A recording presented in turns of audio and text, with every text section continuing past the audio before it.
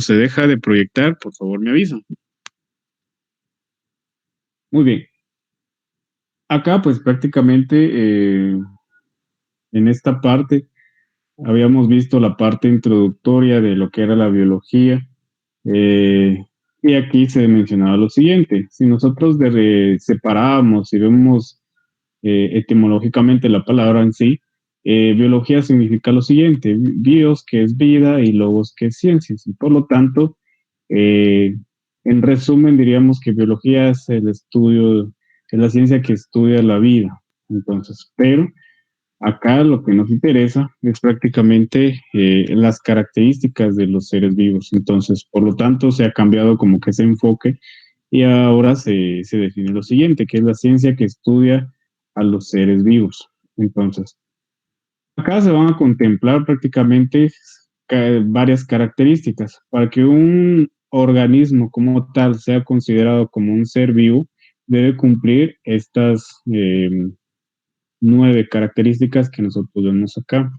La primera, una organización específica, crecimiento, reproducción, metabolismo, movimiento, adaptación, homeostasis, irritabilidad y luego la evolución. Entonces, evolución y adaptación casi que van mucho de la mano. Entonces, si hay en esta parte de adaptación-evolución, si hay un carácter adquirido durante el proceso de adaptación y luego es heredado a las siguientes generaciones, es decir, a los hijos o a los descendientes de estas especies que hayan desarrollado características eh, adaptativas, pues ya se va a considerar como una evolución. ¿Por qué? Porque la evolución pues viene dándose en transferir esa herencia a través del paso de los años. Entonces, en esta parte ya se consideraría evolución. Pero si en dado caso solo fue una adaptación temporal, por ejemplo, que haya tenido alguna especie, pues únicamente es adaptación.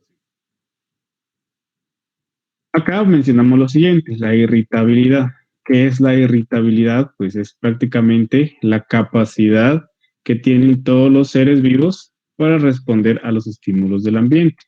Entonces, nosotros, por ejemplo, ¿qué pasa si nosotros estamos expuestos al calor? Pues vamos a empezar a sudar. ¿Por qué vamos a empezar a sudar? Porque nuestro cuerpo necesita enfriarse. Por lo tanto, internamente recibe estos estímulos, eh, perdón, externamente se reciben estos estímulos y por dentro nosotros, pues el organismo como tal tiene que reaccionar para que no se sobrecaliente y poder regularse lo que sería la temperatura. Por lo tanto, se empieza a sudar como parte de la reacción ante factores ambientales, por ejemplo, el frío también. Nosotros empezamos a temblar como una especie de instinto que nos indica que, bueno, siento frío, voy a temblar, por lo tanto tengo que refugiarme en algún lugar cálido y no me voy a quedar ahí parado para poder estar expuesto al frío y por ende se me baje la temperatura, sufro hipotermia y posteriormente la muerte. Este, también tenemos lo que sería la dilatación de las pupilas, pues prácticamente cuando nosotros estamos expuestos bajo condiciones de baja luminidad o baja luz, entonces nuestras pupilas pues van a ir dilatándose. Esto para poder este, captar de la mejor forma las pequeñas ondas de luz que hayan en este ambiente. Entonces, se dice que existe un promedio, por ejemplo, de 15 segundos para que el ojo humano se adapte en un ambiente oscuro. Eso sería como una respuesta ante los estímulos del ambiente. Un ambiente sin luz hace que nuestro ojo pues vaya adaptándose, dilate las pupilas para poder tener una apertura que permita el mayor ingreso de luz. Por lo tanto, ustedes cuando están en condiciones oscuras, pues ya pasan los 15, 20 segundos, pues ya ustedes ya empiezan a reconocer ciertas cosas, las siluetas de alguna mesa, la silueta de algún árbol, por ejemplo. Eso es prácticamente por cuestiones de irritabilidad. Son reacciones que nosotros tenemos ante los estímulos del ambiente. Lo mismo sucede con esta plantita. Es una planta mimosácea Mimosas es la familia, el nombre científico se los debo, no me recuerdo cómo se llama la planta, pero es de la familia Mimosas. Entonces esta plantita ustedes la tocan, pues prácticamente empieza a cerrar todo lo que sería la hoja compuesta. A ustedes lo que ven ahí es la hoja compuesta como tal y vean que los pequeños foliolos pues van cerrándose. Entonces es como una respuesta del, de la planta hacia algún agente del medio ambiente. Lo mismo ocurre con estas plantas, vean esto, las gazanias, se les mencionaba en la clase que cuando estas plantas están, por ejemplo, durante la noche, ellas van y cierran prácticamente sus flores. Y cuando es durante el día, ellas lo que hacen es volverlas a abrir. Eso es meramente una cuestión evolutiva y también es parte de la irritabilidad de ellas, porque ellas responden al estímulo de la luz. Entonces, cuando haya luz, pues estas abren, ¿va? ¿Y por qué va a tener que abrir la planta?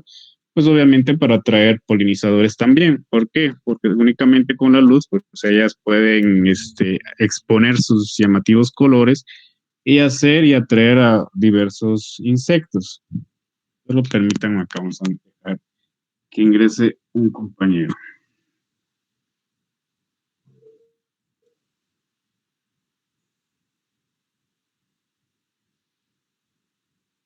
Si saben de algún estudiante de alguna otra sección jóvenes, pueden compartirles el enlace. No hay yo no tengo ningún problema con eso. Por ejemplo, hay estudiantes de la sección, unas estudiantes de la sección F, no sé si esté por acá, pero no hay ningún problema. Sí, soy yo. ¿Es usted? Gracias.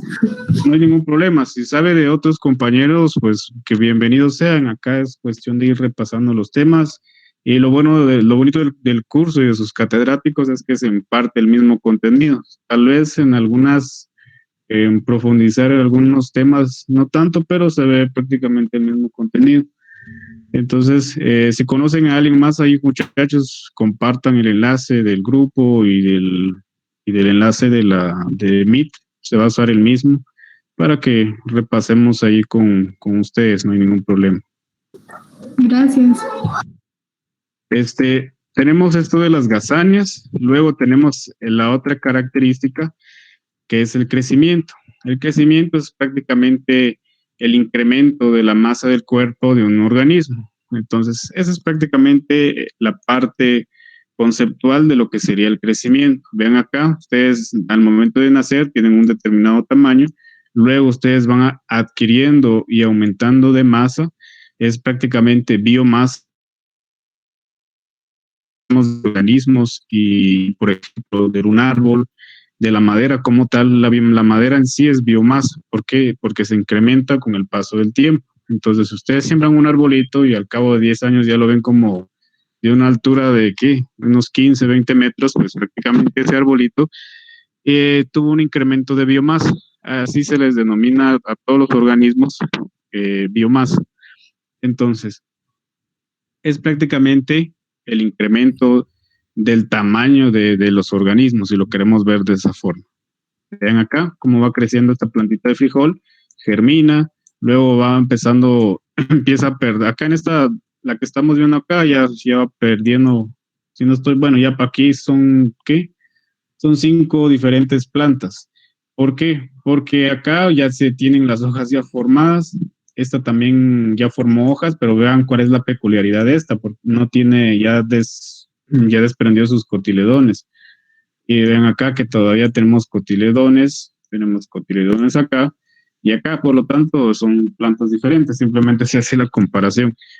Pero con el paso del tiempo, estas plantas van a ir creciendo y van a formar un frijol de cierto o determinado tamaño, quizás unos 30, 40 centímetros de altura. Si hablamos de frijoles de porte o de crecimiento determinado, cuando hablamos de frijoles de crecimiento determinado, muchachos, si en un momento lo llegan a escuchar a una cierta altura y ahí ya no va a crecer, pero cuando ustedes les vean y se les mencione de crecimiento indeterminados, porque esa planta puede seguir creciendo. No sé si han visto que hay frijoles que quedan de porte mediano, pequeño, son como que arbustivas, y otras que son enredaderas, otras especies de frijol que otras variedades de frijol que se enredan y van creciendo sobre, por ejemplo, en el maíz. Pero acá vemos esta diferencia. Acá se hace la mención de que será crecimiento o no. Acá no es crecimiento, simplemente es un proceso de maduración. Vean acá, yo cuando vi esta imagen pensé que eran jocotes, se los prometo, pero en realidad son tomates. Vean esta parte, en la figura 1 vemos nosotros que prácticamente el tomate es verde y acá pues prácticamente no ocurrió crecimiento. ¿Pero por qué? Porque permanecen en el mismo tamaño, no hay un incremento en la biomasa. Simplemente lo que ocurrió aquí del estado 1 hasta el estado 6 pues fue prácticamente el proceso de maduración. Vean que cómo cambia de color aquí, pues ya meramente nos queremos introducir a nivel fisiológico y químico. Acá pues este tomate liberó etileno, y recuérdense que el etileno es una hormona que utilizan las plantas para poder madurar algunos frutos o para cambiar de sexo de las flores o para incrementar la senescencia de las hojas, pero en este caso es para la maduración. La otra característica, muchachos, es el metabolismo. ¿Qué es el metabolismo? Es prácticamente un conjunto de reacciones bioquímicas. Acá, pues prácticamente hay, lo que se mueve acá es prácticamente la energía. Entonces hay intercambio de energía en todo. Entonces se libera energía, se absorbe energía, se libera energía y se absorbe energía. ¿Esto para qué? Para impulsar todos estos procesos metabólicos o reacciones bioquímicas que ocurren en nuestro cuerpo, que ocurren a nivel de célula, que ocurren a nivel de órganos, sistemas, etcétera. Si no hay energía y si no hacemos metabolismo, pues prácticamente no podemos vivir porque necesitamos absorber energía de ciertas moléculas que nosotros ingerimos a través de los alimentos. No solo nosotros, sino que también todos los organismos que cumplen estas características. Entonces, luego de esto, pues vamos a ver lo siguiente. El metabolismo se va a dividir en dos tipos o dos variantes, si lo queremos ver de esa forma. Va a estar el anabolismo, que va a ser prácticamente la elaboración de moléculas más complejas a partir de aquellas que son más pequeñas. Eso nos indica que van a haber dentro de nuestro organismo pequeñas moléculas que van a ir uniéndose para formar moléculas más grandes. Acá nosotros ya sabemos que son aminoácidos, que son lípidos, que son carbohidratos. Entonces, ¿qué pasa con los aminoácidos que nosotros digerimos y logramos ingresar a través de nuestro organismo? Pues esos aminoácidos a través de anabolismo y a través de energía van a ir acoplándose para ir formando lo que se llaman las proteínas. Entonces es un ejemplo eh, muy básico de cómo es el anabolismo. Luego de esto, prácticamente ya sabemos lo que ocurre cuando nosotros consumimos demasiadas proteínas, por ejemplo. Las proteínas al momento de ingresar a nuestro organismo, pues pueden descomponerse hasta aminoácidos o quedar como cadenas pequeñas de aminoácidos para luego ser absorbidas por nuestras células. Entonces, estos aminoácidos pues van a llegar a las fibras musculares, donde prácticamente las células que componen estas fibras musculares lo que van a hacer es segregar más proteínas, van a utilizar estos aminoácidos para fabricar más proteínas y lo que va a ocurrir es que nuestra masa muscular, ya sea mujeres u hombres, pues va a incrementar. Entonces nosotros atrofiamos los músculos y gracias al anabolismo, pues estos van a ir incrementando de tamaño. Entonces, luego de esto sigue lo que sería el catabolismo. El catabolismo es prácticamente lo contrario del anabolismo. Acá en el catabolismo lo que ocurre es la degradación de moléculas de mayor tamaño para formar moléculas de menor tamaño. Acá pues prácticamente va a ser siempre lo contrario. En el anterior se absorbe energía y en este caso pues se va a liberar energía y pues puede seguir reutilizándose. ¿Dónde vamos nosotros a obtener lo que serían estas energías? Van a ser a partir de los alimentos que nosotros eh, ingiramos a través de nuestra alimentación, es decir, el almidón que contiene el pan, las proteínas y las grasas que tienen los huevos, que tienen las carnes, que tienen los carbohidratos que tienen las frutas, eh, prácticamente todos esos grupos de moléculas, o biomoléculas, mejor dicho, van a ser transformadas, van a ser degradadas. Por ejemplo, el almidón se va a degradar quizás hasta maltosa, o se va a degradar hasta glucosa para luego ser ingresada al torrente sanguíneo. Y ya cuando está dentro del torrente sanguíneo, pues prácticamente ya saben dónde va a ir directamente la glucosa, ya sea para que se almacene en forma de glucógeno en el hígado, o en las células del músculo, o puede ir directamente a las mitocondrias de las células que conforman nuestro cuerpo, que vayan directamente a las mitocondrias de nuestras neuronas. ¿Por qué? Porque nuestro organismo, nuestro cuerpo como tal, consume demasiada glucosa. ¿Para qué? Para poder obtener la energía que se guardan en esas cadenas de carbono que están prácticamente uniendo a esa molécula de glucosa como tal. Entonces, ahí es donde obtiene prácticamente el organismo la energía. Y obviamente esta energía se libera y es aprovechada para otras diversas funciones dentro de las células, ya sea para generar calor, ya sea para impulsar procesos hormonales, los impulsos eléctricos que están en el sistema nervioso, la fabricación de otras enzimas, de otras proteínas, y así se va sucesivamente todo el uso de esta energía que se obtiene a través de la degradación de la glucosa. Y eso es prácticamente lo que sería el catabolismo. Acá vemos prácticamente un resumen de todo esto. Y vean lo siguiente: anabolismos parte de lo siguiente: se utilizan moléculas pequeñas, más energía, para formar prácticamente una molécula compleja. En el catabolismo ocurre lo contrario. Acá, pues prácticamente las moléculas complejas se degradan y obviamente forman moléculas más sencillas y se libera energía, y esta energía pues es aprovechada por las células de nuestro cuerpo. Vean lo siguiente, acá es un ejemplo de cómo ocurre esta parte. Por ejemplo, en casi que en la mayoría de las moléculas, tanto lípidos, proteínas y carbohidratos, pues siempre ocurre esta parte. Esto siempre es en la parte de anabolismo, donde solo se los menciono acá, jóvenes, no sé si lo hayan visto en la clase, pero se los voy a colocar como Ana y Cata y Ana.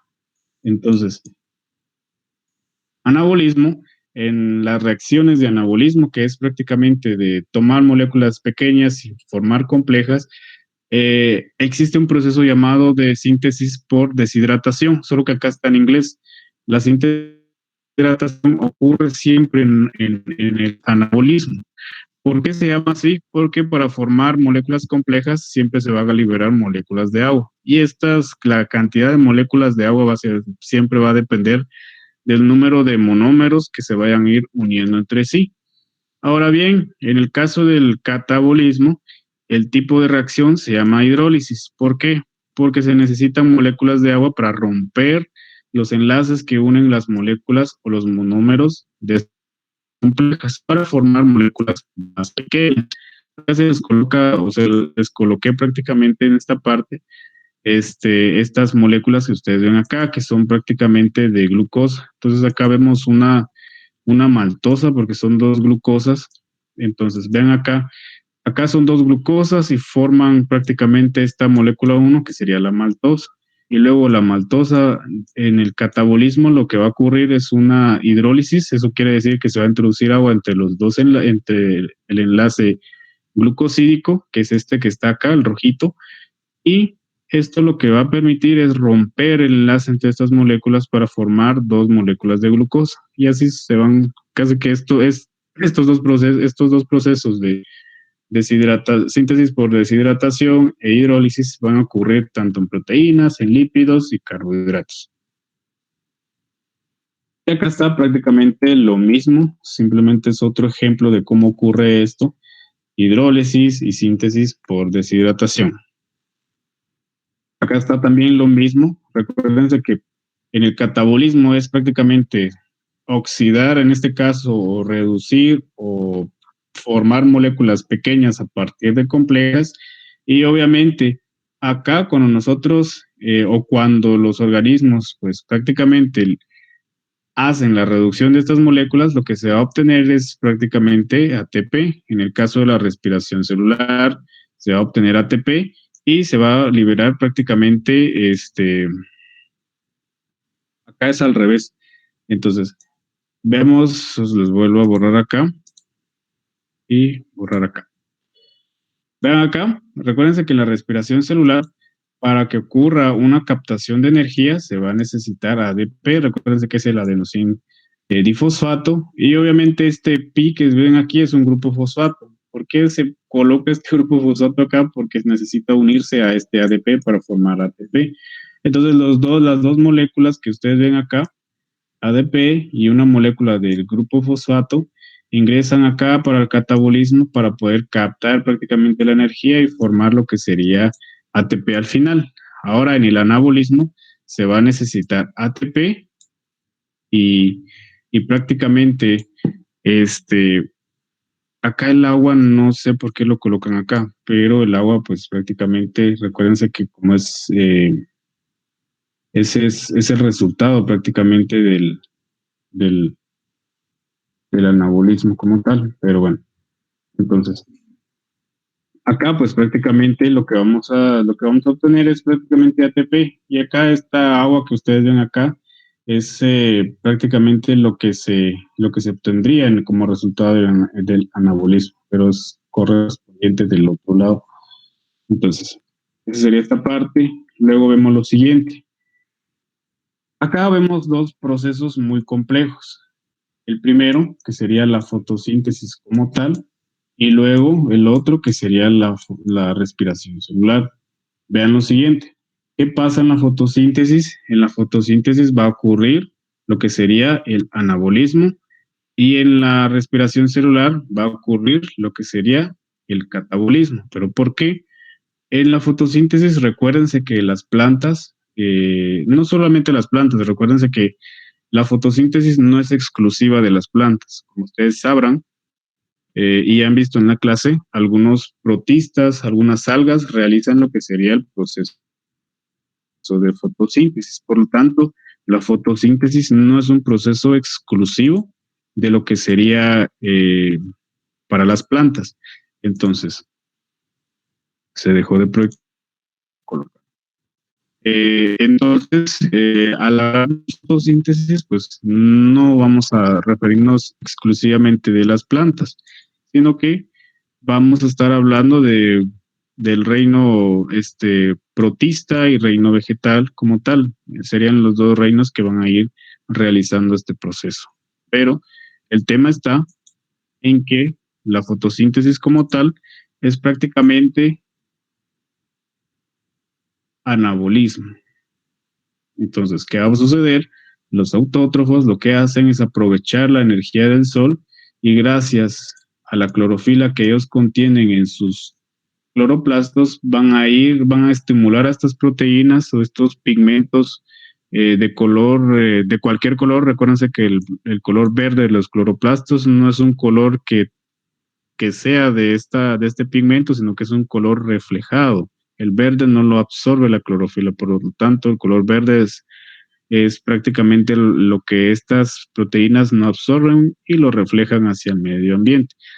Entonces, fotosíntesis, anabolismo, a partir de dióxido de carbono, a partir de oxígeno, a partir de dióxido de carbono o agua, y energía solar, pues lo que van a hacer estas plantas es prácticamente fabricar glucosa. Acá está la glucosa y como producto de desecho van a formar lo que sería el oxígeno, porque son productos de desecho que no necesitan. Entonces, y luego de esto, pues ya viene lo que sería la respiración celular. ¿Qué pasa en la respiración celular? La mitocondria en las células lo que hacen es degradar u oxidar prácticamente la glucosa de nuevo. Entonces, ¿qué sucede acá? Acá, pues prácticamente la glucosa como tal se va a reducir a dióxido de carbono y agua. Recuérdense que durante la transformación de la glucosa a piruvato y al momento de que ésta ingrese a la membrana de la mitocondria, la doble membrana, se liberan CO2 y en el ciclo de Krebs se terminan liberando todas las moléculas de la glucosa en forma de CO2. Entonces, acá, pues el producto de desecho de la respiración va a ser CO2 más agua y energía. Entonces, el ATP está acá y este ATP, pues prácticamente se va a utilizar para impulsar otros procesos en la célula. Luego de esto sigue la homeostasis. La homeostasis, pues prácticamente es sinónimo de estabilidad y autorregulación. Entonces, ¿qué pasa con la homeostasis? Es prácticamente una especie de sistema que tiene el cuerpo. ¿Por qué? Porque les digo que sistema, porque todo está estrechamente relacionado y están prácticamente formando una especie de sistema que reacciona ante el estímulo de ciertos agentes. Entonces, como sabemos que homeostasis hace referencia a la estabilidad y autorregulación interna de los organismos, vemos lo siguiente. Acá se les coloca mucho el ejemplo de la insulina y el glucógeno, etcétera. Pero también hay otros procesos ahí dentro de nuestro organismo como tal. Simplemente eso es un ejemplo muy básico de cómo ocurre la homeostasis. También lo podemos ver, por ejemplo, en la autorregulación del pH de la sangre, etcétera. Puede ocurrir varios procesos y prácticamente este es un ejemplo muy básico. Entonces, ¿qué pasa cuando nosotros consumimos demasiada azúcar? Al momento de que nosotros consumimos demasiado azúcar, pues se disparan nuestros niveles de insulina y prácticamente lo que hace la insulina es lo siguiente. La insulina lo que va a hacer es adherirse a nuestras membranas, a las membranas celulares, y la insulina lo que va a indicarle a las células que va a decirle, bueno, célula, tienes que abrir tus membranas porque va a ingresar mucha glucosa y lo que tienes que hacer es ir almacenándolo en glucógeno. Entonces, eso es lo que hace la insulina. Le da un tipo de mensaje a nuestras células para que ellas vengan y absorban. Es como una especie de absorción, pero recuérdense que es por medio de difusión. En la membrana celular, como ya habíamos visto todos estos temas, en todo el curso es a través de difusión. Entonces, la glucosa entra a través de difusión, se almacena en forma de glucógeno gracias a la insulina. Entonces, si no va a existir prácticamente este mensaje por la insulina, quizás la glucosa no ingrese directamente, sino que pues la célula lo va a hacer muy lento, no lo va a hacer de la forma mucho más rápida y vamos a tener cantidades exageradas de glucosa en la sangre y eso es malo para nuestra salud. Entonces, como una forma de autorregularse y hacer estable el sistema que está internamente en nosotros, la insulina lo que hace es indicarle a las células tienen que absorber más glucosa y almacenarla en forma de glucógeno. Muy bien, ya lo absorbimos en forma de glucógeno. ¿Y qué pasa si nosotros estamos haciendo ejercicio o nos exponemos ante cualquier peligro o quizás vamos caminando, nos encontramos con algo que nos aterre y salimos corriendo? Entonces, ¿qué va a ocurrir? De nuevo, lo que va a ocurrir para poder liberar todas las cantidades de energía que nosotros tenemos almacenadas en forma de glucógeno, el mismo páncreas lo que va a hacer es liberar lo que sería glucagón. Entonces, el glucagón puede que se libere cuando nosotros tengamos niveles muy bajos de glucosa en la sangre, o pueda que sea cuando en realidad nosotros necesitemos esa cantidad de glucosa para poder realizar algún proceso. Entonces, el glucagón lo que hace es venir y estimular a las células, se acopla prácticamente a las membranas celulares y lo que va a hacer es estimular a la célula. Bueno, le va a indicar a la célula, mira, necesitamos más energía, tenés que liberar todas las glucosas que están enlazadas en forma de glucógeno. Entonces lo que va a hacer el glucagón es darle el mensaje a la célula para que vaya liberando en forma de glucosa todas esas moléculas que estaban conectadas. Entonces esa glucosa se libera al torrente sanguíneo y con eso pues ya nuestras células del músculo, del cerebro, van a obtener más fuente de energía para poder reaccionar casi que de inmediato. Entonces, cuando nosotros ya estamos en un lugar, qué sé yo, adecuado, libres de peligro, o donde nos sintamos mucho más estables emocionalmente, vamos a tener cantidades elevadas de glucosa en la sangre. Por lo tanto, ¿qué va a ocurrir? De nuevo la insulina va a ser liberada y con ese proceso pues se va a volver a autorregular los niveles de glucosa en la sangre. Eso quiere decir que la insulina va a volver a hacer que esa glucosa ingrese a través de las células para poder almacenarse y formar de nuevo lo que sería glucógeno. Y así sucesivamente va a ir autorregulándose este proceso. Entonces, ¿qué pasa si nosotros tenemos problemas con la insulina? Generamos lo que sería la enfermedad de la diabetes. En algunos casos, la insulina, pues, prácticamente no cumple su función como tal, por lo tanto, la glucosa no puede ingresar de alguna forma mucho más rápido a través de las membranas. Entonces, tenemos altas cantidades de glucosa en la sangre, no se quema la glucosa, se mantiene ahí y por ende empiezan los procesos o las consecuencias como problemas de los riñones, problemas de la piel y todo esto está relacionado a las altas cantidades de glucosa que tenemos en nuestro torrente sanguíneo. Entonces, luego de esto, pues vamos a mencionar lo siguiente. Vamos a encontrar aquellos organismos que son homeotermos y poiquilotermos. Por lo regular, vamos a encontrar pues, prácticamente son dos grupos nada más. Serían aquellos organismos que pueden regular su temperatura y aquellos que no pueden regular pues, prácticamente su temperatura. Entonces, acá lo que sucede es que, por ejemplo, en los homeotermos, pues estos organismos, que son la gran mayoría, como por ejemplo los mamíferos, ellas tienen como que ese mecanismo de autorregular su temperatura, no necesitan estar como que tomando. Esos serían los homeotermos, tienen la capacidad de regular su temperatura. Luego de esto vamos a hablar de los que serían los poiquilotermos. Los poiquilotermos son principalmente aquellos organismos que no regulan su temperatura. Ellos necesitan absorber prácticamente el calor del medio ambiente. Por eso es que se exponen al sol, se ponen sobre una piedra, se calientan y no pueden estar demasiado expuestos a condiciones frías porque se les baja la temperatura y mueren. Por lo tanto, si ustedes, por ejemplo, colocan una iguana o una lagartija en un ambiente muy frío, pues en unos 2, 3 días la pobre lagartija va a amanecer muerta.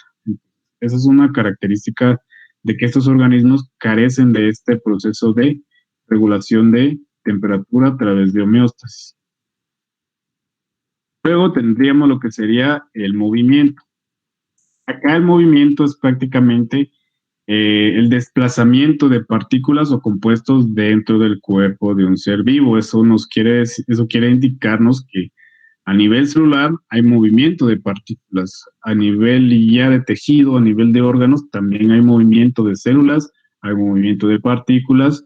Quizás uno de los tejidos que mayormente realiza toda esta función de conducir y transportar nutrientes a través de todo nuestro organismo es el tejido especializado, que sería la sangre.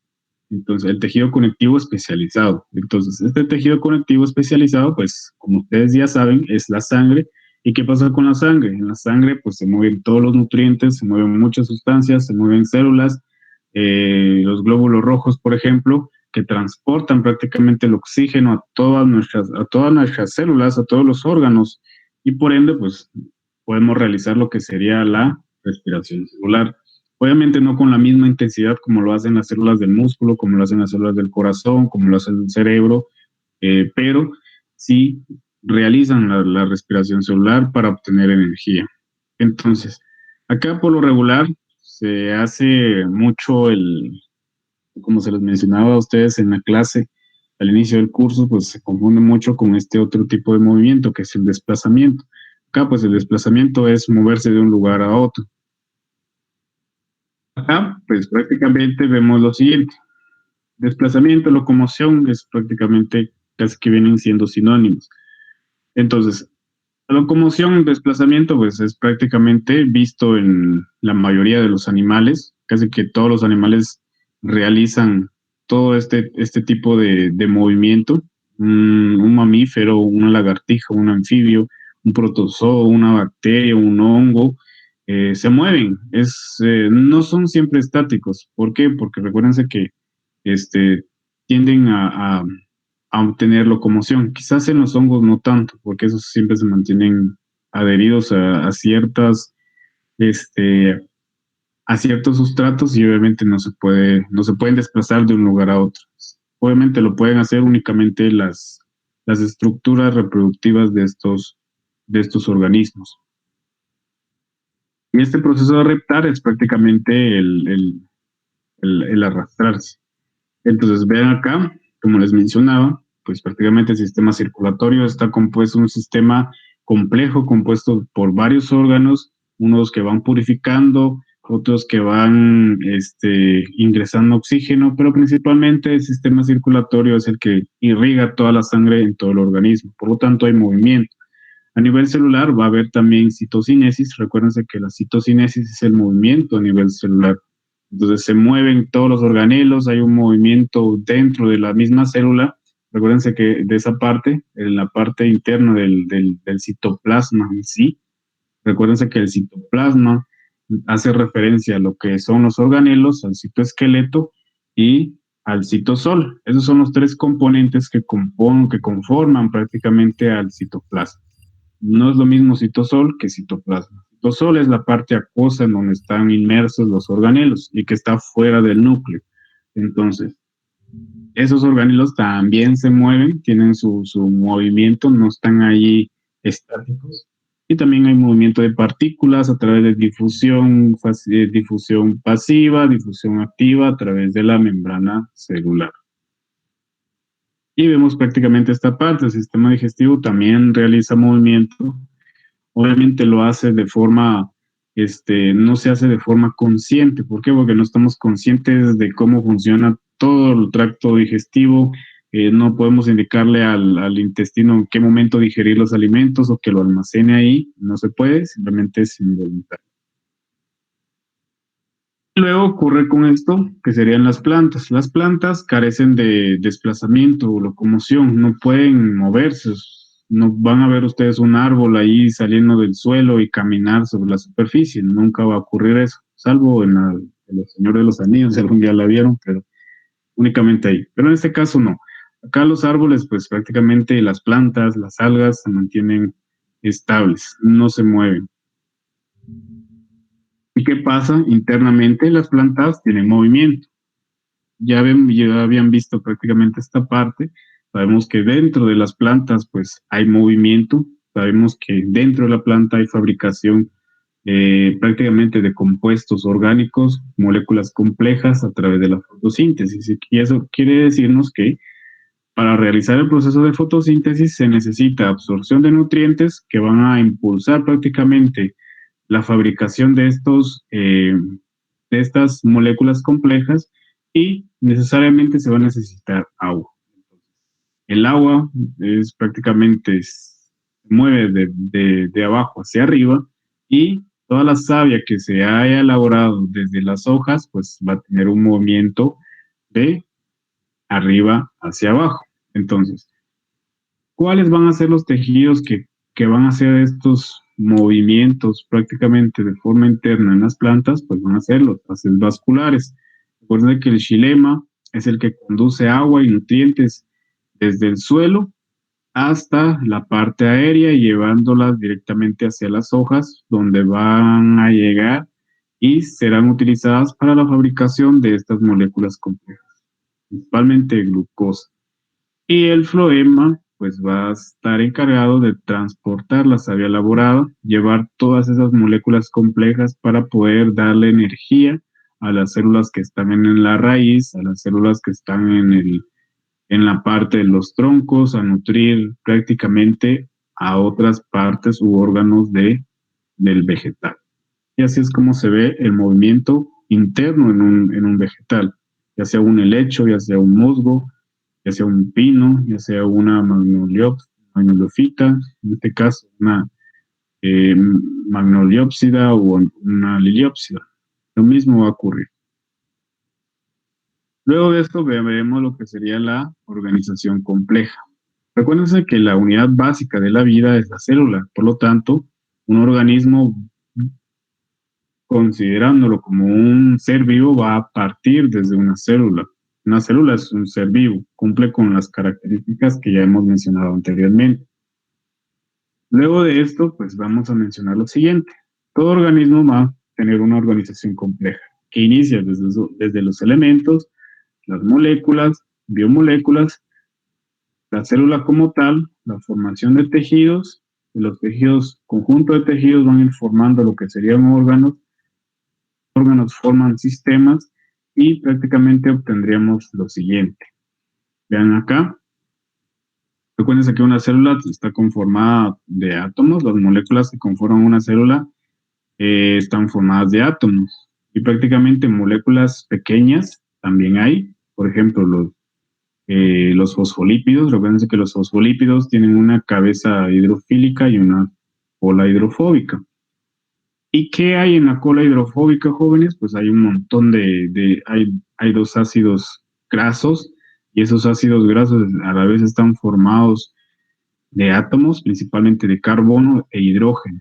Entonces, y va a depender del tipo de ácido graso, pueda que sea insaturado, pueda que sea saturado, y dependerá mucho de la naturaleza de esta molécula. Luego, las moléculas van a formar macromoléculas, o mejor dicho, biomoléculas. Macromoléculas es un término referido a moléculas demasiadamente o muy grandes. Por ejemplo, el ADN es muy grande, es una molécula enorme.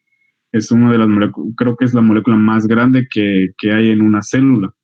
Entonces, luego de una biomolécula, pues ya las biomoléculas van a ir formando lo que serían, por ejemplo, eh, los tejidos, o la membrana celular, las membranas de unidad que conforman los organelos, la carioteca que envuelve lo que sería el núcleo, etcétera. Luego de eso, pues ya se forma una célula como tal, una célula ya compleja, su organización interna, núcleo, organelos. En este caso, si nos enfocamos prácticamente de células eucariotas, sigue prácticamente toda esta parte, pero si estamos refiriéndonos a células procariotas, únicamente son aquellas bacterias que andan solas, únicamente es un organismo unicelular. Pero acá nos enfocamos a las eucariotas. Las eucariotas tienen un núcleo verdadero y las eucariotas van a ir prácticamente de acuerdo a sus funciones específicas, van a ir agrupándose para ir formando tejidos. El tejido a la vez se va a combinar con otros tejidos, por ejemplo, tejido epitelial del estómago, se funciona con el tejido, se acopla prácticamente o con el tejido laxo, luego con el tejido adiposo y así sucesivamente para formar lo que sería un órgano en específico, y el órgano pues a su vez el conjunto de órganos que vaya a desempeñar la misma función para poder realizar determinado proceso va a resultar siendo un sistema, y el sistema pues va a formar prácticamente como parte de un organismo con estructuración compleja. Acá pues se menciona prácticamente el porcentaje de elementos que nosotros tenemos en nuestro organismo. Vemos que el que tiene mayor porcentaje y el más abundante en nosotros es el carbono. ¿Por qué? Porque el carbono forma la estructura o el esqueleto central de todas las biomoléculas. Recuerden esa parte, muchachos, que para poder darle el tamaño a una molécula orgánica como tal, simplemente hay que contar el número de carbonos. Por ejemplo, yo tengo esta molécula por ejemplo, una molécula que vaya de esta forma, un alcano. Entonces, ¿qué tamaño tendrá esta molécula? Pues va a ser de 4 carbonos. Ese es el tamaño de esta molécula. ¿Cómo se llama? Saber, pero el tamaño es de 4 moléculas. ¿Por qué? Porque tienen su esqueleto central 4 moléculas de carbono. Entonces, luego de esto seguimos con el oxígeno. ¿Por qué? Porque el oxígeno también está abundante en las moléculas orgánicas y así sucesivamente vamos prácticamente yendo de forma descendente. Entonces, vemos acá nitrógeno como tercer lugar. ¿Por qué? Porque forma parte de las proteínas que nosotros eh, que nosotros utilizamos en nuestros músculos. También no solo las proteínas están en los músculos, sino que muchas proteínas son enzimas, muchas proteínas son hormonas, etc. Acá pues se hace únicamente la comparación de de los organismos y de la materia inanimada. Materia inanimada es prácticamente todo lo que no tenga vida, háblese de rocas, arena, etcétera. Entonces, si nosotros nos comparamos con una roca, por ejemplo, el basalto típico, que es nos vamos de forma descendente y vemos lo siguiente, que prácticamente solo está conformado por 5 tipos de, acá son, vamos a si contamos el óxido de potasio, óxido de sodio, óxido de magnesio, y vamos a encontrar prácticamente siete tipos de moléculas que conforman, en este caso, a una roca ígnea del tipo basalto típico, pero si nosotros nos comparamos con ellas, pues nosotros somos más complejos, tenemos un montón de moléculas que van a ir siendo moléculas intermedias y luego se forman en una forma compleja, etcétera, y es una infinidad. Somos muy complejos comparados con la materia inanimada. Luego de esto sigue la otra característica, que sería la adaptación. Si hay adaptación y se desarrollan caracteres que puedan ser heredados, va a ocurrir lo que sería la evolución. Vuelvo a repetir, muchachos, si tienen alguna duda, pueden interrumpir la clase, no hay ningún problema. Muy bien, ¿qué es la adaptación? La adaptación es prácticamente los cambios que que un ser vivo, pues, en respuesta de los factores ambientales, qué sé yo, la escasez de agua, inclusive los depredadores, pues estas especies van a ir adaptándose a estos entornos. Entonces, estos organismos van a ir sufriendo cambios en respuesta de todos estos factores que tiene el ambiente, hablándose de depredadores, de alimentación, ya sea para evitar o camuflajearse en el ambiente, etcétera, o la facilidad de locomoción. Van a ir adaptándose, van a ir desarrollando prácticamente algunas características, ya sean muy notorias o no tan notorias. Y eso les va a ayudar a poder desempeñarse en ese ambiente donde ellos se encuentran. Por ejemplo, si colocamos muchas veces en algunos casos, si vamos por ejemplo, no es que ocurra, pero en algunas razas de vacas, eso ocurre. Por ejemplo, llevan alguna vaquita a algún lugar tan frío, quizás la vaca lo que vaya a hacer es desarrollar pelaje, pues, más grueso para poder tolerar las condiciones ambientales frías. Pero cuando ustedes la llevan a algún lugar más cálido, pues esta no va a desarrollar esas características. Pero esa característica por lo regular no se hereda, porque la vaca al momento de nacer, pues va a ser de pelaje así liso, no va a tener ni siquiera va a tener pelo abundante. Simplemente es una respuesta ante el cambio del ambiente donde estas están establecidas. Entonces, ¿pero qué pasa si esas vaquitas que nosotros llevamos a climas fríos, la mamá desarrolló, qué sé yo, pelaje muy grueso y hasta en forma de lana como el de las ovejas? ¿Y qué pasa si la cría nace y nosotros vemos que al cabo de unos 3 meses el pelaje es igual que el de la mamá? Entonces, acá en esa parte, obviamente es un proceso, la evolución es un proceso muy largo, no es que ocurra de la noche a la mañana, pero sí es un caso hipotético. Pero si en dado caso vemos que nuestra ternera pues haya nacido y desarrollado el pelaje muy grueso como que si fuera una oveja, pues ya nosotros estaríamos hablando de un proceso de heredar esos caracteres. Por lo tanto, quizás las descendientes de esa ternera pues van a volver a adquirir esas características y ahí pues ya estamos hablando de un proceso evolutivo. Entonces, acá que vemos con estas dos especies, tanto la morsa como el delfín, pues son mamíferos, pero ellas, con el paso de los años, pues prácticamente estas dos especies tuvieron algún ancestro en común que decidió migrar hacia el ambiente marino para poder alimentarse. Quizás cuando este ancestro en común que, que tuvieron estos dos mamíferos que vemos acá, quizás cuando este ancestro en común, cuando, cuando caminaba sobre el suelo o era terrestre, quizás no encontraba fuentes de alimentos. Por lo tanto, tuvo que migrar hacia el mar para poder aprovechar los peces y alimentarse y obtener energía. Entonces se fue al ambiente marino, cambió sus patas por aletas y una cola para poder impulsarse. Y vemos acá que el delfín ya está prácticamente muy adaptado a las condiciones marinas, comparado con la morsa. Vean que el delfín ya tiene aletas, ya tiene una cola para poder impulsarse, pero el delfín no puede salir a la superficie porque se queda varado y muere por deshidratación. En cambio, la morsa no. La morsa todavía conserva sus extremidades, vean acá, en forma, obviamente ya tienen sus terminales en forma de aletas, pero puede tener como que desplazamiento sobre la superficie. Y las morsas no son exclusivamente marinas, simplemente ellas nadan para buscar alimentos y suben a la superficie para poder asolearse, para poder procrear. Y todavía las partes traseras tienen forma de patas porque están separadas y con eso ellas caminan. No es como una cola parecida al delfín.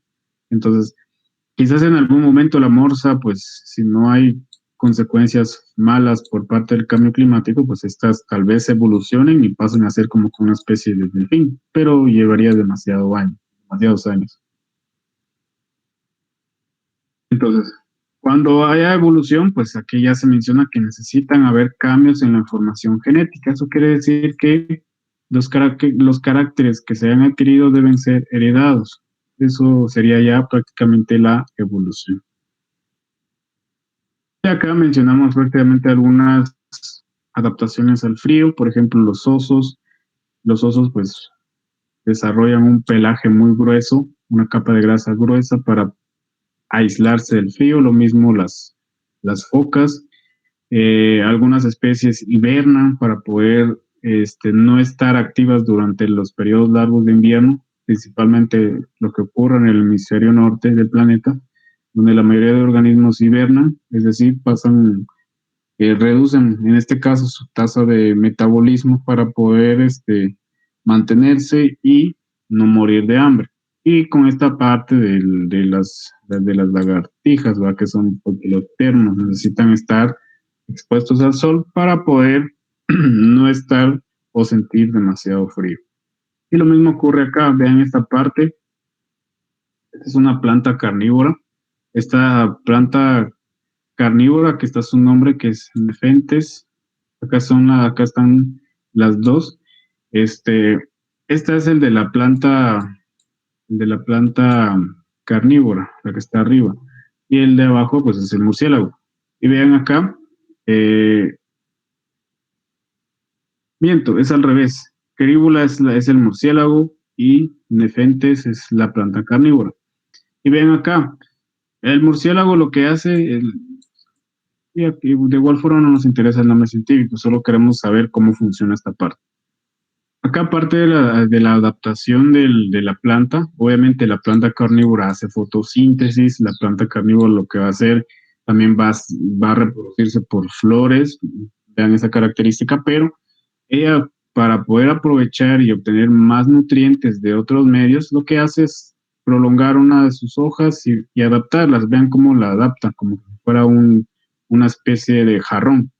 Entonces, ¿qué va a ocurrir? Lo que hace esta planta es atraer mamíferos voladores, que son los murciélagos. Los murciélagos llegan, duermen dentro de esta forma de jarra, y lo que hacen los murciélagos es pues depositar sus excrementos, y esos excrementos pues van a ser utilizados para esta planta y aprovechadas para obtener los nutrientes necesarios. Y eso es una forma de adaptación y evolución que ha ocurrido con esta planta. Se les mencionaba también lo del oso, lo del oso que nosotros vemos acá, el oso pardo, pues prácticamente el oso pardo, pues una especie de adaptación que tienen acá, el color pardo que tienen o marrón, pues es para poder, para no pasar, este, distinguido en el medio, pues lo que hacen estas especies es con su pelaje es camuflajearse. Entonces, vemos acá que el oso pardo, si lo colocamos a un fondo o a alguna cierta distancia, no lo vamos a poder distinguir.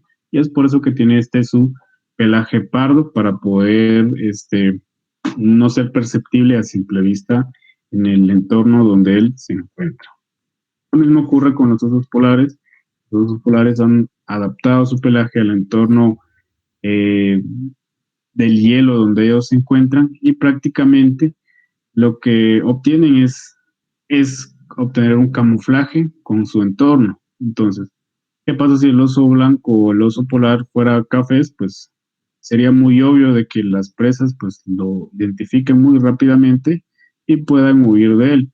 Entonces, para poder adaptarse y poder cazar su alimento, pues estos han desarrollado un pelaje blanco. La taiga, pues es prácticamente los medios donde estos animales, por lo regular, los vamos a encontrar.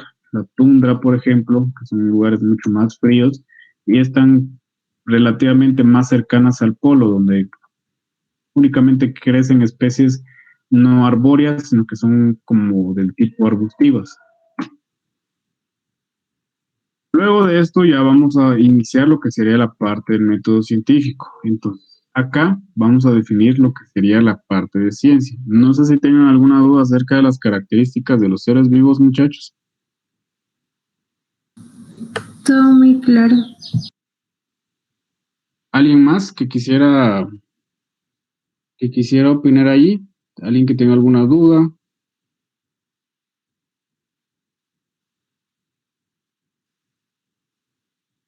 Muy bien. Si no hay dudas, vamos a seguir. Entonces, como habíamos mencionado, acá pues ya vamos a entrar prácticamente a la parte de lo que sería la ciencia. Eso quiere decir que vamos a comenzar a ver lo que sería el método científico.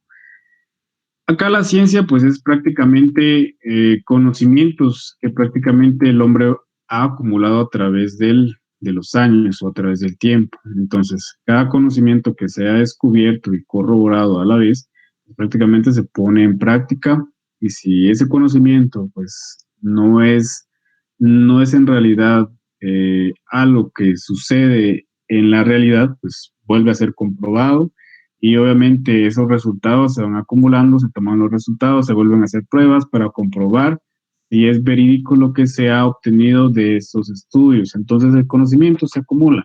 Nosotros nos comparamos con nuestros antepasados o hace unos 10, 100 años de aquí para atrás, pues obviamente quizás esas personas no saben no sabían ni qué eran los virus, no sabían ni qué son las vacunas, etcétera. Entonces, y con el paso del tiempo, pues esas personas fueron estudiando, acumulando conocimientos y prácticamente eso es la ciencia en sí.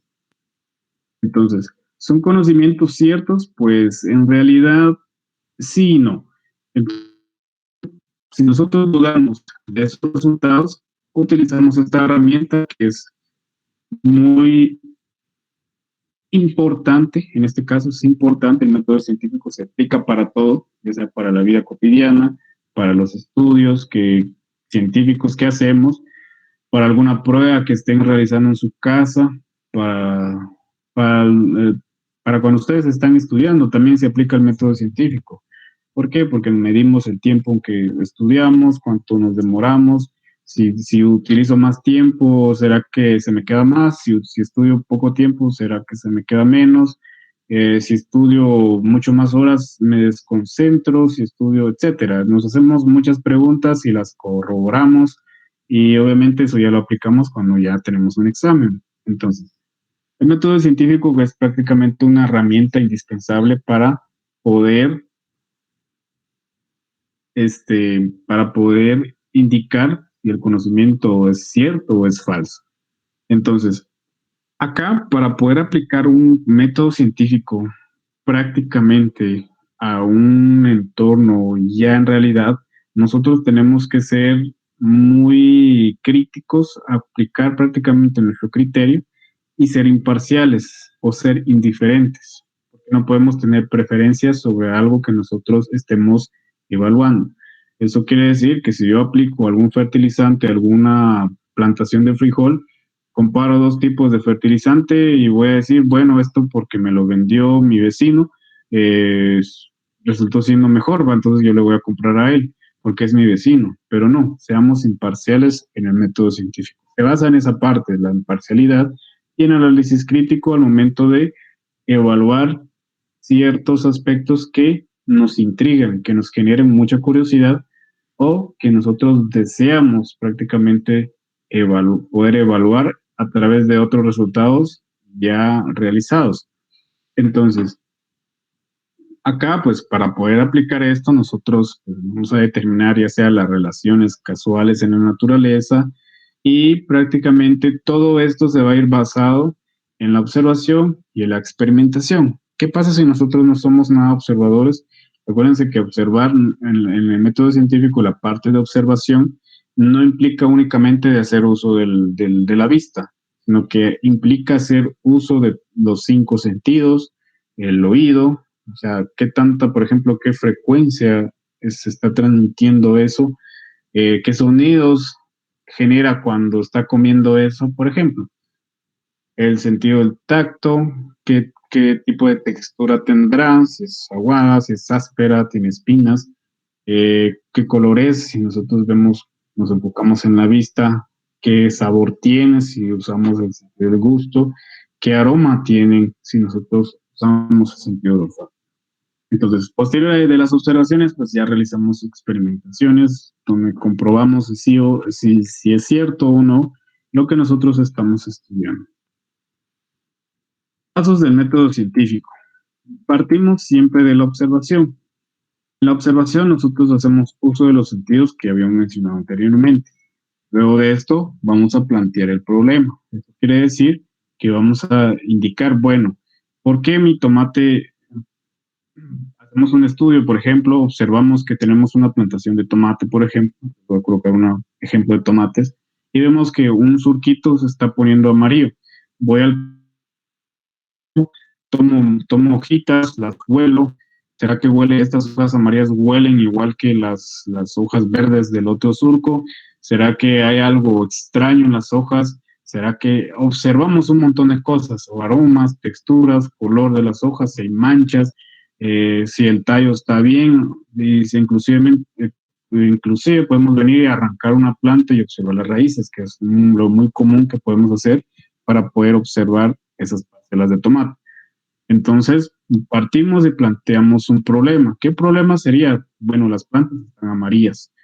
Entonces, planteamiento del problema, las plantas de tomate están amarillas. ¿Por qué? ¿Pero por qué será que están amarillas? Entonces ya vengo a formular una de las hipótesis que yo puedo contemplar en ese problema. Una hipótesis, pues es un supuesto que yo me genero, quizás sea supuestos, recuérdense que son enunciados que pueden ser falsos o no. Entonces, formulo mis hipótesis, digo, bueno, quizás el problema sea por déficit de nutrientes, quizás hay algún hongo que esté atacando a las raíces de la planta, quizás a mi vecino vino y le echó herbicida a mis tomates y así sucesivamente uno va formulando las hipótesis. Luego de esto vamos a comprobar lo que serían las hipótesis. Podemos comprobarla de forma experimental y no experimental. Experimental es venir y de nuevo volver a sembrar en ese mismo surco, ya sea utilizando protección, utilizando alguna malla, algún macrotúnel, o utilizar invernaderos en el mismo lugar para descartar ciertos aspectos.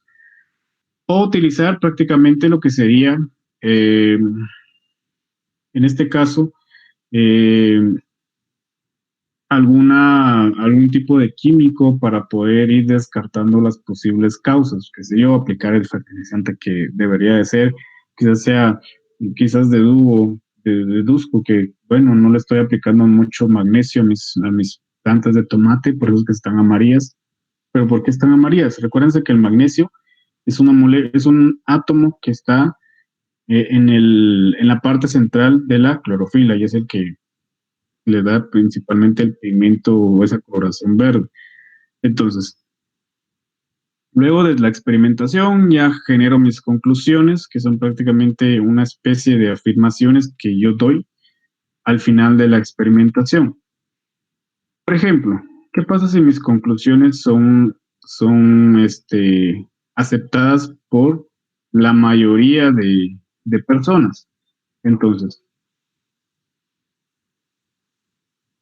por ejemplo, si yo deduzco eh, que en mi pueblo y que en mi municipio o que en el departamento donde yo resido, concluyo que todas las plantaciones de tomate están deficientes en magnesio. Entonces, eso ya sería pasarlo de una forma de teoría. ¿Por qué?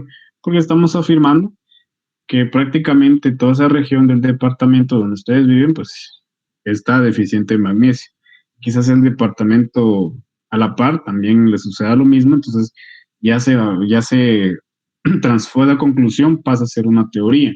¿Por qué? Porque es algo que ya lo van aceptando muchos agricultores, muchos técnicos o profesionales ya están indicando, bueno, en las regiones del occidente del país hay deficiente magnesio y ya lo aceptan. Cosa contraria harían los del oriente del país que van a decir, ah, eso es mentira, no sucede. Entonces va a haber como que una estrecha disputa entre eso, pero como no es aceptado por todos los habitantes de Guatemala, entonces se deja como categoría de teoría. Pero cuando ya es aceptado por toda la población de Guatemala, por ejemplo, ya pasa a ser ley. Si nosotros lo queremos ver de una forma más enfocada, más pequeña. Ahora, si lo llevamos a nivel global, por ejemplo, las teorías quizás ciertos grupos de personas o grupos de científicos no aceptan esta parte, pero otras sí. Pero cuando ya es una ley es porque ya es universal, es aceptado por todo el mundo. Por ejemplo, las leyes de la gravedad, sabemos que todo lo que sube tiene que bajar. No hay no, actualmente no tenemos a alguien que contradiga esta ley. ¿Por qué? Porque ya está estudiado, ya está aceptado por toda la comunidad científica y sabemos que si nosotros arrojamos algo hacia arriba, tiene que bajar, exceptuando obviamente las naves espaciales, que estas tienen que salir disparadas con una velocidad para poder este, romper prácticamente esa atracción que tiene el planeta hacia los objetos. Entonces, ya rompiendo esa parte de la atracción, pues vemos que las naves espaciales pueden ir estando en el espacio. Entonces, esa sería la categoría de todo lo que sería el método científico. Y luego sigue lo siguiente, los niveles de razonamiento. Acá, el razonamiento lógico deductivo y el razonamiento lógico inductivo. Entonces, ¿cuál es el razonamiento lógico inductivo? Acá lo que nos indica lo siguiente, van de lo particular a lo específico, van de lo particular o lo específico a lo general. Eso quiere decir que a partir de pequeñas observaciones que nosotros realizamos a nivel de campo o a nivel de nuestra casa, ya vamos a ir haciendo estudios y formular algo muy general. Por ejemplo, el ejemplo 1, ¿qué pasa? En los conejos respiran. ¿Qué pasa? Los pulmones van a servir para respirar. Por lo tanto, vamos a decir que los conejos tienen pulmones. Esa es una especie de razonamiento inductivo. En el razonamiento inductivo partimos de las observaciones, agrupamos esas observaciones y las vamos generalizando. Eso quiere decir, por ejemplo, en el caso del ejemplo del tomate que les había puesto. Ustedes vieron las observaciones, vieron que las hojas son como que amarillas. Bueno, empezaron a descartar muchas cosas, pero empezaron a generalizar. Empezaron a decir, bueno, ese color amarillo es por magnesio. Y luego sacaron sus conclusiones, es por magnesio. Y luego lo llevaron al siguiente nivel, que era como que teoría. Entonces, ya la teoría ya es algo muy general. Al momento de hablar de teoría ya es general. Y luego ya de hablar de ley es mucho más general. Entonces, acá el ejemplo nos indica, ustedes hacen su estudio, ven que los conejos respiran. ¿Y por qué respiran? Porque hay pulmones. Y entonces ya generalizamos. Si hay pulmón, si los conejos respiran y si los pulmones realizan la respiración, vengo y ya generalizo todo. Bueno, pues todos los conejos van a tener pulmones. Inclusive puede llevarlo al siguiente nivel. Todos los mamíferos tienen pulmones, incluyendo delfines, ballenas, morsas, focas, cebras, leones, etcétera. Esa sería la parte del razonamiento lógico inductivo. Luego sigue lo siguiente, que sería el lógico deductivo. Son aquellos que van de lo general a lo particular. Eso quiere decir que ya sabemos, por ejemplo, que la mayoría de organismos, por ejemplo, de mamíferos, tienen pulmones y respiran. Entonces, ¿qué pasa si yo encuentro un pequeño mamífero desconocido, lo empiezo a estudiar? Ah, y digo, este es un mamífero porque produce leche y pare a sus crías. Entonces, como sé que todos los mamíferos tienen pulmones, voy a deducir, bueno, es un mamífero, por lo tanto va a tener pulmones. Así es como funciona el razonamiento lógico deductivo. Venimos, como ya sabemos lo que es general, o sea, tomamos esa parte general y sacamos algo particular o específico de ellos. Entonces, el ejemplo está en lo siguiente. Todos los felinos son mamíferos, eso ya es algo muy general y ya lo sabemos. ¿Por qué? Porque los felinos son mamíferos, dan de mamar a sus crías, paren a sus crías, tienen pelo, etcétera.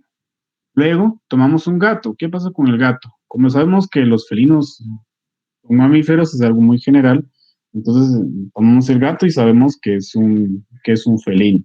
Por lo tanto, los gatos también son mamíferos. ¿Por qué? Porque basamos prácticamente nuestro razonamiento a partir de lo general a lo particular o específico. Esa sería la parte del razonamiento lógico deductivo, de lo general a lo particular, o como quieran llamarle, de lo general o de específico, cualquiera de las dos. Luego seguimos con esta parte, las ramas de la biología. Vamos a encontrar lo que sería la zoología, la microbiología, la botánica. Botánica está enfocada prácticamente en el estudio de las plantas, zoología de animales y microbiología de microbios. Acá vamos a mencionar lo siguiente, la zoología. A ver, ¿qué estudia la entomología, jóvenes?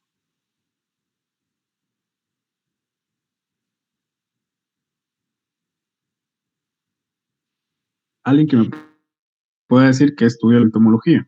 Creo que Insectos. insectos. Muy bien, los insectos. Herpetología, alguien que me ayude aquí. Ustedes me van a decir qué estudia cada ciencia. La herpetología, ¿qué estudiará? Reptiles, no sé más. Reptiles, muy bien. Reptiles y anfibios. La mastozoología, ¿qué estudiará?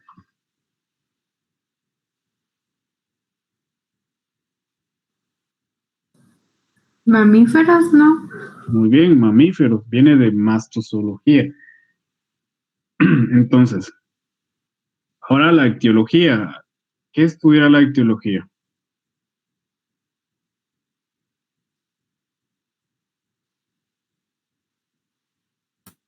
Los peces. Muy bien, estudia los peces. Eh, Ahora la ornitología. ¿Qué estudia la ornitología? Las aves. Las aves, muy bien. ¿Y la antropología?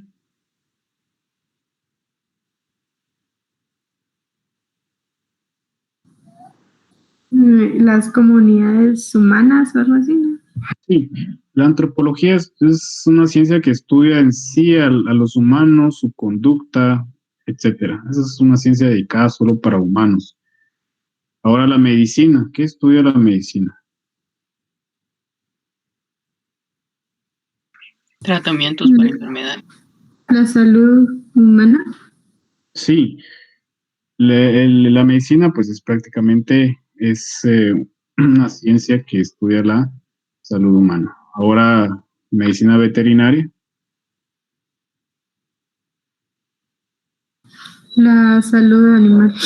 La salud de animales, ahí es prácticamente esta parte. Ahora la zootecnia, pues, ¿qué estudia la zootecnia? La explotación, producción y aprovechamiento de los animales. Muy bien, esa es la gran diferencia entre zootecnia y medicina veterinaria. Ahora bien, como tenemos esta parte, ahora en la botánica, nos enfocamos prácticamente en la botánica. A ver, ¿qué tipo de, de organismos vemos acá o de plantas vemos acá? ¿Será que es, vamos a ver, ¿alguien me puede decir qué vegetal ven ustedes acá en la primera imagen? Musgos. Es un musgo. ¿Y qué tipo de filum sería?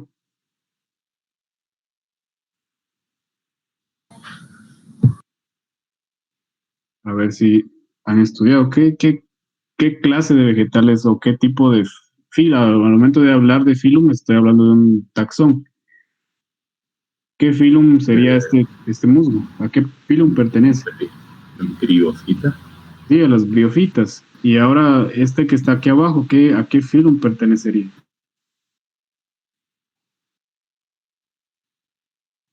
Ese es un helecho.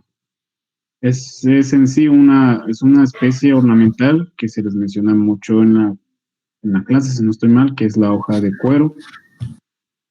Entonces, ¿a qué filum pertenecería este helecho? A las pteridofitas, ¿no? Sí, muy bien, a las pteridofitas. Ahora bien, como estamos hablando de botánica en este caso, prácticamente para ustedes, ¿qué sería taxonomía vegetal? ¿Qué es la taxonomía vegetal? Clasificación sistemática de todos los vegetales. Muy bien, clasificación sistemática. Pero ¿qué tipo de clasificación sistemática utilizan los científicos para ir colocando todas las especies, ya sea animales o vegetales, en un sistema de clasificación? Eso lo habían visto. Lleva siempre van a aparecer dos nombres. Es un sistema de clasificación con dos nombres, pero ¿cómo se le llama ese sistema de clasificación?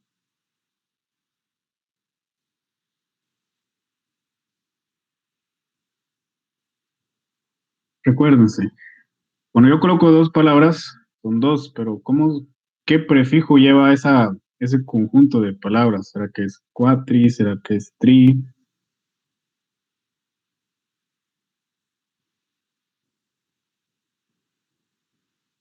¿Alguien sabe esa parte, jóvenes? ¿Qué clasificación utilizan los científicos para ir y determinar la especie que pertenece a un determinado taxón?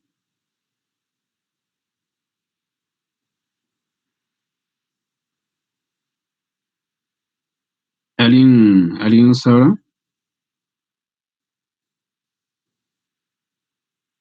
Muy bien, si nadie lo sabe, pues recordémonos. El sistema de clasificación que se utiliza para, valga la redundancia, para clasificar a cualquier organismo, ya sean vegetales, hongos, animales, protistas, este, eh, es el sistema de clasificación binomial. Recuérdense que en una especie vamos a encontrar el género primero y luego el epíteto específico, que es prácticamente lo que define a la especie en sí. Entonces, ese sería el sistema de clasificación binomial que se utiliza en todo. Ahora la taxonomía es la que clasifica a los seres vegetales. Ahora la dendrología. ¿Qué estudiará la dendrología para ustedes? ¿Ustedes qué Madera. estudian? Ajá, ¿alguien más?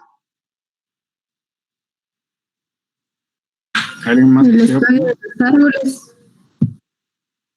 El estudio de los árboles, sí, prácticamente es el estudio de aquellas plantas maderables o aquellos vegetales maderables. Ahora la etnobotánica, muchachos. ¿Qué estudia la etnobotánica? Es la relación de las personas con las plantas o algo así. Sí, es prácticamente el aprovechamiento de los vegetales haciendo uso de estas por sus propiedades medicinales. Es prácticamente una relación o el uso de los vegetales para beneficio humano. Entonces, ahora la briología. ¿Qué estudia la briología para ustedes? Musgos. Muy bien, los musgos. Viene de briófitas. Y la pteridología. Estudia los helechos. Sí, pteridología viene de pteridofitas. Excelente.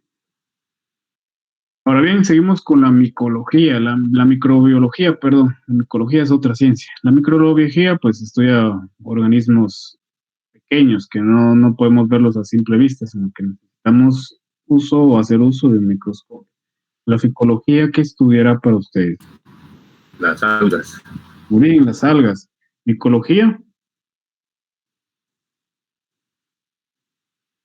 Los hongos. los hongos. Ahora la bacteriología, pues eso sí es fácil. Las bacterias, ¿no? La protozoología, ¿qué estudiará la protozoología? Protozoos. Los protozoos, muy bien. La virología, Virus.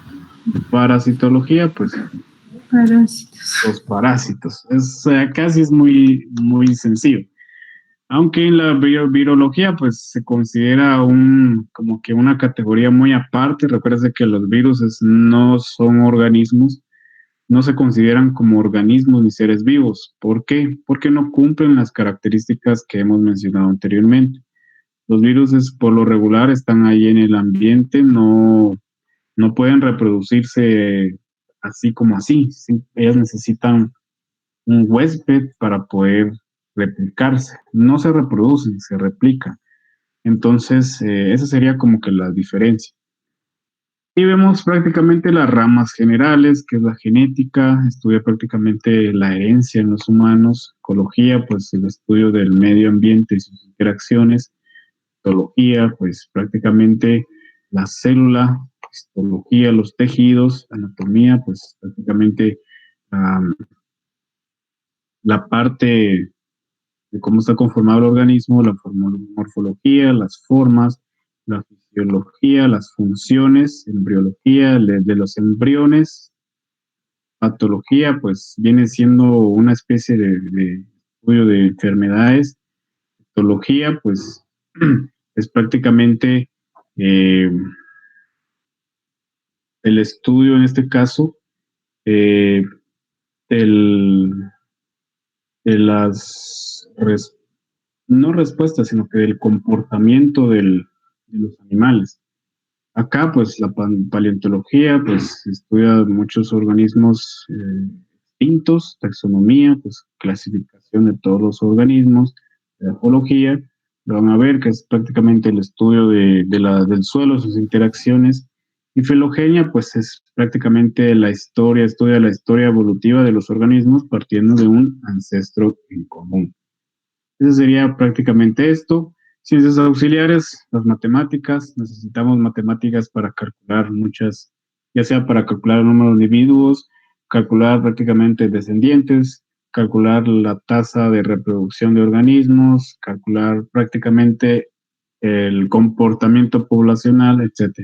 Química, pues ya vieron que la química es indispensable. ¿Por qué? Porque hace que todos los procesos internos de nosotros es puramente químico. Y física, pues vemos prácticamente las interacciones de los factores abióticos, cómo funcionan, cómo tienen incidencia sobre los organismos, calor, temperatura, etc. Y la geología, pues prácticamente cómo es que estos están distribuidos.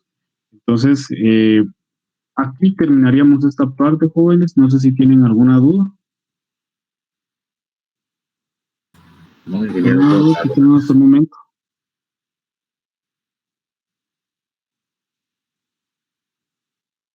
¿Nadie tiene alguna duda hasta el momento, muchachos? No, ingeniero. No. Ok. Si no hay dudas, patojos, hasta aquí dejamos la tutoría de hoy y vamos a seguir el día de mañana. No sé si les parezca. Muy bien, Inge, gracias. El día de mañana vamos a continuar con esta parte. Mañana es jueves, ¿verdad? Entonces,